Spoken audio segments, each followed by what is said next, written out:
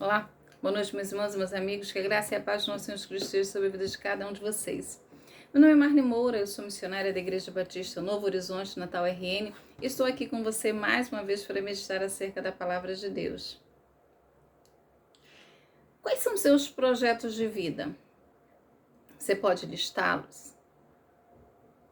Desses projetos, qual ou quais são os essenciais para você? Você já parou para pensar nisso? Durante a nossa vida, nós temos aí muitos projetos e projetos importantes, né? Concluir aí um curso universitário, arrumar um emprego, passar num concurso público, né? Casar, ter filhos. Alguns que já casaram e já tiveram seus filhos, agora vivem aí naquele projeto para os filhos, né? Que eles também têm os seus próprios filhos, né? Rapaz que vem pedindo isso a seus filhos, né? Netos. Comprar uma casa, um apartamento ou uma casa de praia. Enfim, são tantos projetos aí que nós fazemos ao longo da nossa caminhada, alguns louváveis, né? Como o caso que eu disse há algum tempo para vocês, né? Que eu encontrei uma senhora no meu trabalho e ela estava com um problema sério nas mãos, né? Uma casa que ela precisava vender para tentar comprar um apartamento. E qual era aí a urgência? Ela estava muito doente, sem esperanças de cura. E aí ela queria comprar um apartamento para que, se o pior acontecesse, né, ou quando o pior acontecesse a ela, as suas filhas, as duas filhas, pudessem morar num lugar mais seguro, em que ela se sentisse que elas estariam mais protegidas, né? Então esse era o problema, né, que ela estava carregando. Não era só o desejo de comprar um apartamento, mas tinha toda uma história, né? Algo louvável. Mas outros projetos que nós temos não são tão louváveis assim não, mas a gente acaba empreendendo muito esforço para isso. Mas eu quero dizer para vocês que mesmo nesses projetos louváveis das nossas vidas, nós precisamos entender que há uma hierarquia entre eles e que há um projeto que deve estar acima de todos os outros. Uma pessoa muito querida minha, antes de morrer, ela estava lendo um livro e eu acabei ficando por herança com ele. Era um livro do pastor Caio Fábio e o título era Seguir a Jesus, o mais fascinante projeto de vida. E a introdução daquele livro, ele nos diz assim, eu vou fazer a leitura para vocês, que ele diz assim: seguir Jesus é o mais fascinante projeto de vida. Nada pode ser comparado à possibilidade de existir em Jesus. Aceitar o seu convite é deixar-se transformar em metáforas vivas. A mente se torna repleta de ideias, como um rio povoado de cardumes. O coração abrasa-se como vulcão em erupção. Os pés adquirem velocidade das gazelas e dos leopardos no encalço de sua presa. As mãos se transformam em garras que não ferem, só curam. O olhar se converte em sol que ilumina recônditos escuros do coração, e os ouvidos se metamorfoseiam em caracóis, captores de som dos mares conturbados da experiência humana e da voz, como a voz de muitas águas, do Senhor da história. Seguir Jesus? Aí o projeto, né, o mais fascinante projeto de vida.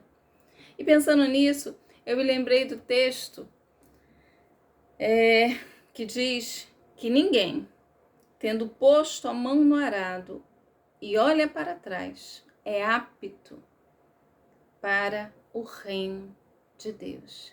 E a minha pergunta para você nesta noite é a seguinte: você tem abraçado esse como o projeto mais fascinante, mais importante, mais louvável da sua vida? Ou aí no decorrer da sua história, da sua caminhada, você tem lançado desculpas e olhado para trás? E é sobre isso que eu gostaria de falar com vocês nesta noite. Eu pensei que muitas vezes nós criamos desculpas para nós mesmos e deixamos de abraçar o melhor caminho, escolher a melhor parte. Que o Senhor nos ajude a segurarmos firmes no arado e não olharmos para trás. Nunca, jamais.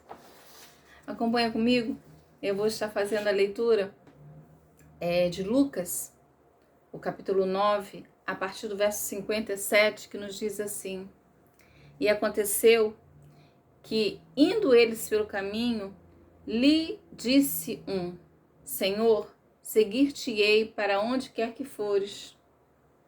Disse-lhe Jesus: As raposas têm covice, e as aves do céu ninhos, mas o Filho do Homem não tem onde reclinar a cabeça. E disse a outro: Segue-me. Mas ele respondeu: Senhor, deixa que primeiro eu vá enterrar meu pai. Mas Jesus lhe observou: Deixa os mortos enterrar os seus mortos, porém tu vai e anuncia o reino de Deus. Disse também outro: Senhor, eu te seguirei, mas deixa-me despedir primeiro dos que estão em minha casa.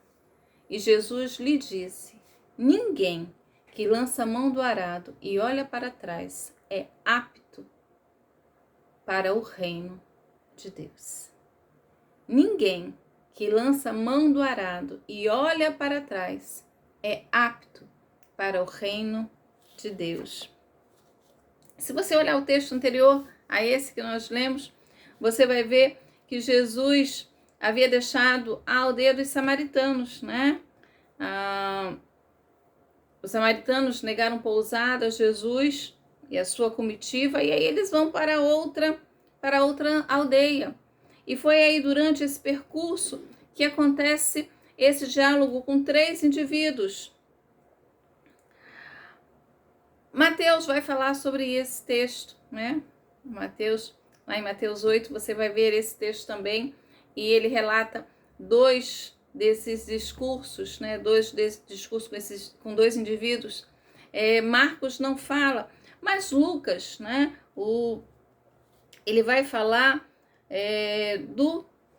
de 3 diálogos, de 3 pessoas que Jesus encontra e começa a conversar com ele.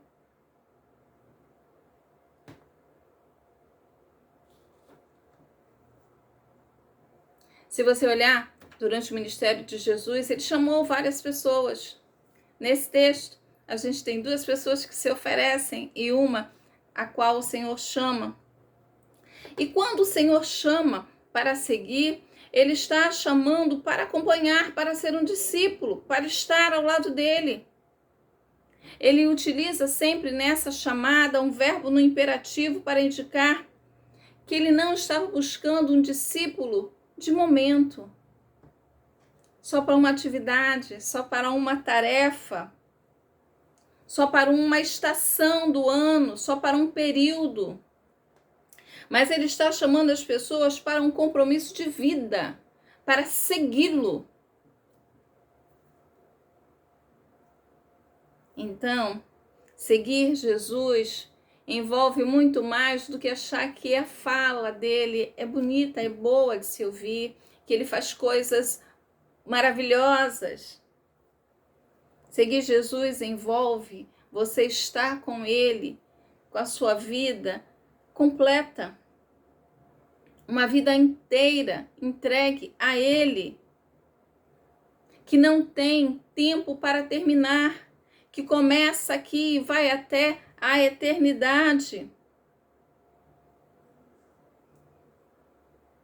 O que o texto que nós lemos nesta noite pode nos ensinar?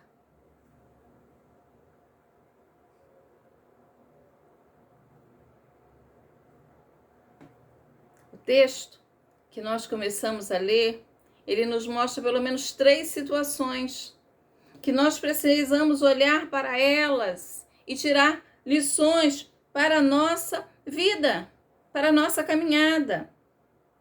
Jesus, ele estava sempre em movimento, e aqui ele estava indo rumo a Jerusalém, e aparecem aí 3 pessoas. Jesus sempre estava acompanhado de muitas pessoas. As multidões o apertavam, mas nem todas aquelas pessoas tinham um compromisso com ele, de segui-lo.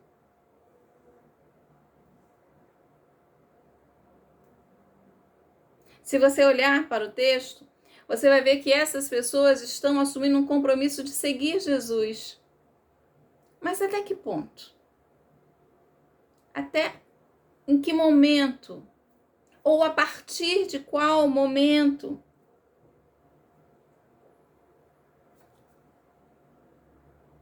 O primeiro vai dizer: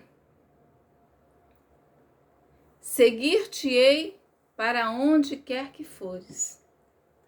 Mateus vai dizer que ele era um escriba, certo? Se você fizer lá a leitura de Mateus, você vai ver que ele era um escriba, né? O texto vai falar acerca disso, né? Que ele aí era um escriba.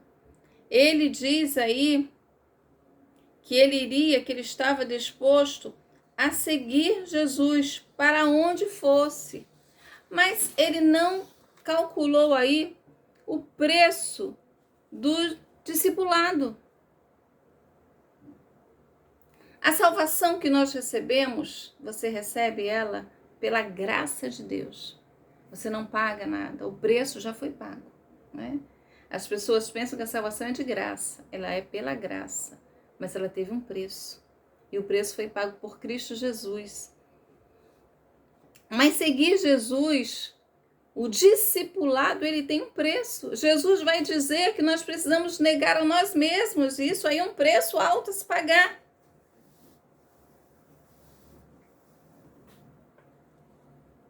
Mas você precisa, para pagar esse preço, para estar disposto a pagar esse preço, você precisa entender o que é ser de fato um discípulo de Jesus.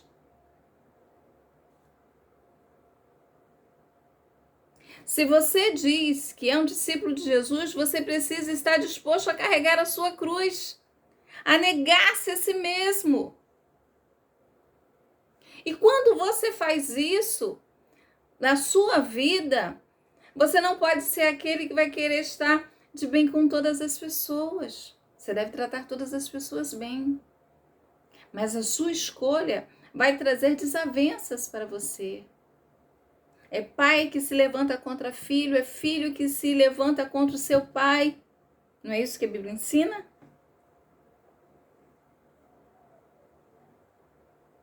São os amigos que não entendem o seu projeto de vida.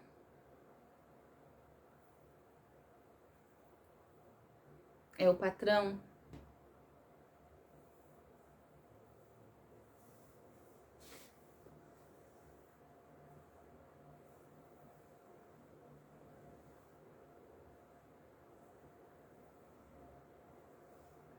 Existe um preço a ser pago. E o preço é negar-se a si mesmo.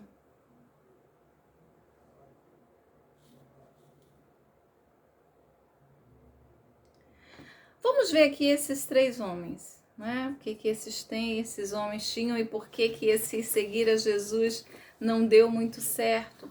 Qual seria aí a motivação deles? O que é que de fato estava querendo, os estavam levando a querer seguir Jesus sem profundidade? Nós temos primeiro aqui, como eu já disse, um escriba.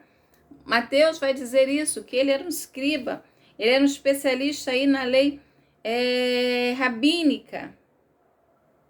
E você vai ver que durante o ministério de Jesus, os escribas, né, os fariseus, eles não se davam muito bem com Jesus, não. Por isso, a atitude dele nos causa uma certa estranheza. Mas ele está lá e está se candidatando.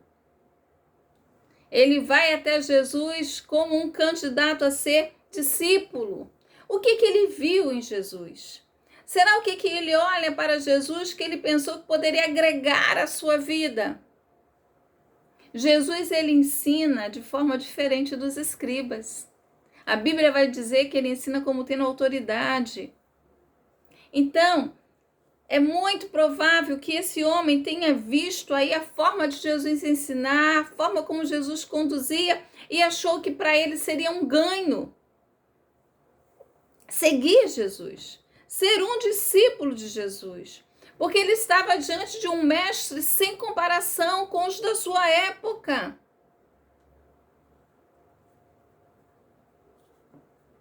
Então ele pensou que poderia estudar com Jesus.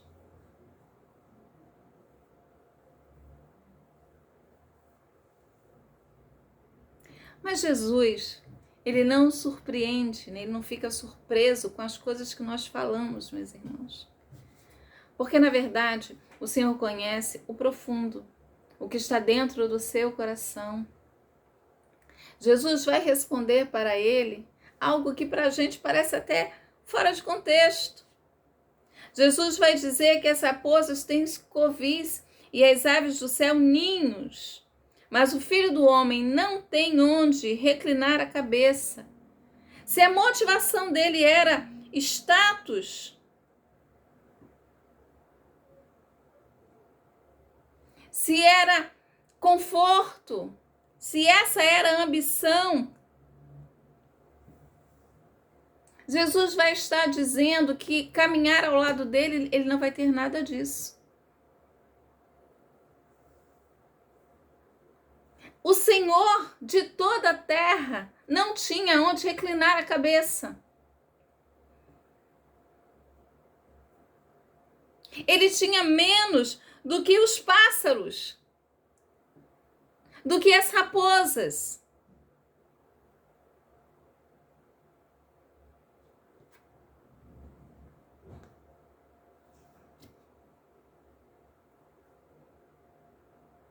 Sem contar que os seus discípulos seriam perseguidos. O Senhor avisa isso. Avisou várias vezes. Então, quem deseja seguir ao Senhor precisa saber que está escolhendo seguir a mesma sorte que o seu Senhor terá. O caminho que ele escolheu seguir. E sabe qual é esse caminho? O caminho que leva à morte, que leva à cruz. Os seus discípulos estavam cientes disso.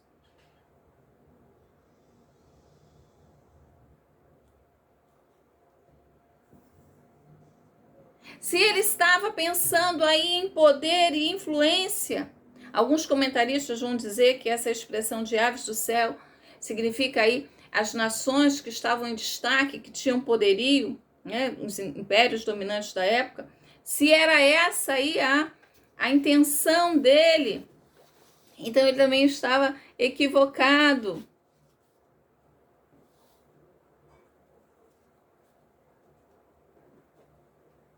Porque aquele que resolve seguir Jesus, ele não vai ter essa ideia, né? Ele não pode ter a ideia de que seguir Jesus ele vai ter poder ou influência nesse campo humano. Porque quem pensa assim vai estar andando de encontro aos ensinamentos do próprio Senhor. O reino de Deus não é um reino daqui.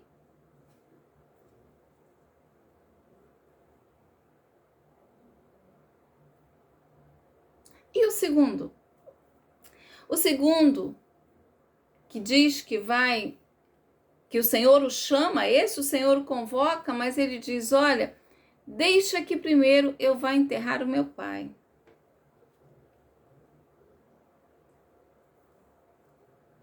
O Senhor faz um convite e ele diz que aceita.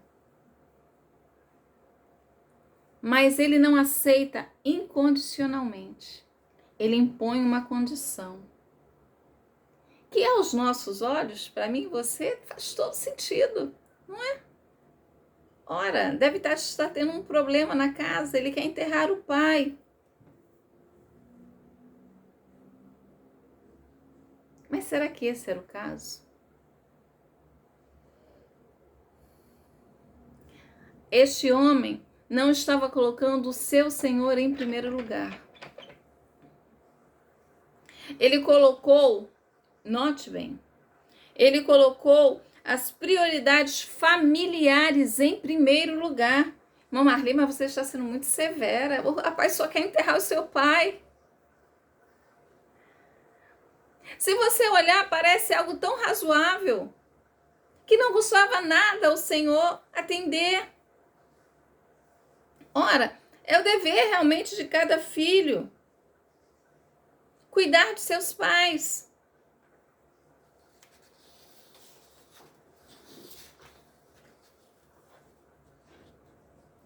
Mas, meus irmãos, não era essa a questão aqui. A preocupação com a casa dele era o que impedia este homem realmente de seguir a Jesus. Qual era a preocupação desse homem? O seu pai estava morto de fato? Ele queria ficar na casa até que o pai morresse. Porque isso era uma exigência cultural. Ele queria fazer parte ali para ter o seu quinhão, a sua herança. Depois que todas essas coisas estivessem resolvidas, aí sim eu vou estar apto, eu vou estar livre para seguir o Senhor. Jesus não está dizendo que a gente deve abandonar os nossos pais. Jesus está dizendo que o nosso compromisso com Ele deve estar acima de qualquer coisa.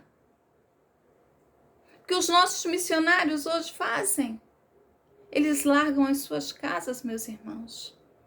Será que é por falta de cuidado com seus pais? Não.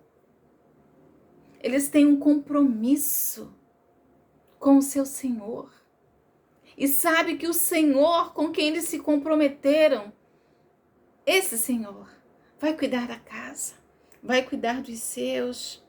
O Senhor está dizendo que aquele rapaz, ele precisava deixar todas as coisas para pregar o Evangelho, para seguir aí nessa caminhada com o seu Senhor.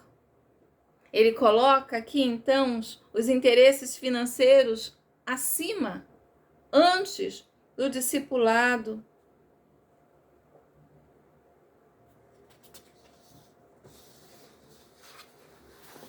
O Senhor não se deixa enganar pelas nossas palavras bonitas. E o terceiro? Assim como o primeiro, ele também se candidata. Ele vai dizer aí para o Senhor. Disse também outro: Senhor, eu te seguirei, mas deixa-me despedir primeiro dos que estão na minha casa. Esse rapaz, ele diz que vai seguir ao Senhor. E parece até, mais uma vez, louvável. Ele só quer se despedir das pessoas.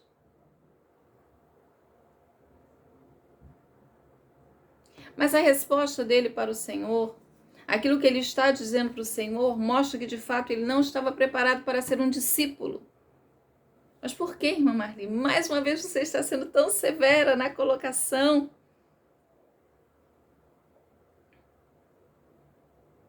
Jesus não olha para o ato dele e percebe que ele queria apenas se despedir. Está em casa comunicando a sua decisão. Olha, a partir de hoje eu vou ser um discípulo de Jesus. A minha agenda vai ser a agenda dele. Não é isso que ele está dizendo, meus irmãos. Quando ele diz que vai para casa para se despedir dos seus, ele está adiando. E não só isso. Ele está querendo a opinião. Ele está querendo a bênção. Ele está querendo que as pessoas da sua casa entendam e concordem com a sua decisão. Mas não é o correto, irmã Marli? As pessoas não precisam estar de acordo. Sim, a gente precisa fazer as coisas de acordo, com a nossa casa. Desde que isso não implique em você deixar de cumprir o seu ministério, que é o projeto mais fascinante de vida, que é seguir Jesus. Você não pode deixar que as pessoas digam se você deve ou não seguir Jesus, porque seguir Jesus é uma escolha sua pessoal, porque é diante de Deus que você vai prestar contas pelo que você fez ou pelo que você deixou de fazer. E diante de Deus, você não vai poder dizer que não seguiu porque a esposa não deixou, o esposo não deixou, o pai não deixou, os filhos não deixaram.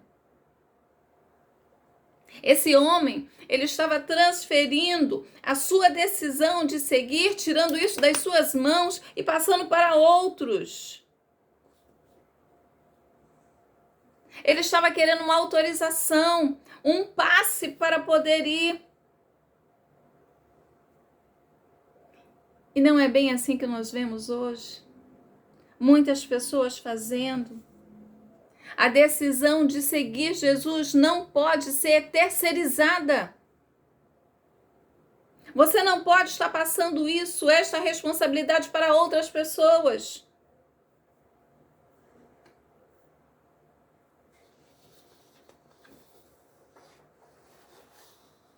Jesus vai dizer para ele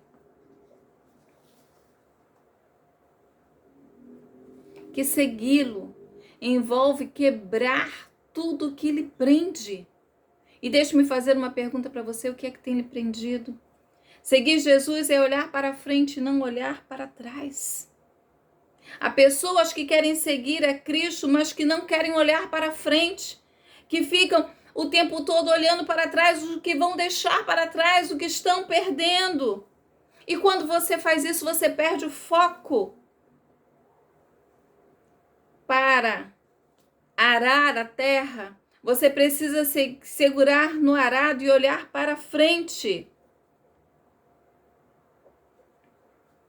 Você precisa escolher seguir Jesus e fazer isso até as últimas consequências. Nós não podemos ficar olhando para trás. Aquilo que deixamos para trás. O que você precisa fazer nesta noite? Você precisa estar disposto a negar-se a si mesmo. Quebrar com o que te prende. E escolher seguir o mais fascinante caminho, que é andar com Jesus aqui nesta terra e até a eternidade. Que o Senhor te abençoe, que Ele guarde sua vida e que você permaneça firme no propósito de seguir com o seu Senhor. Um grande abraço, Deus abençoe a sua vida e até a próxima.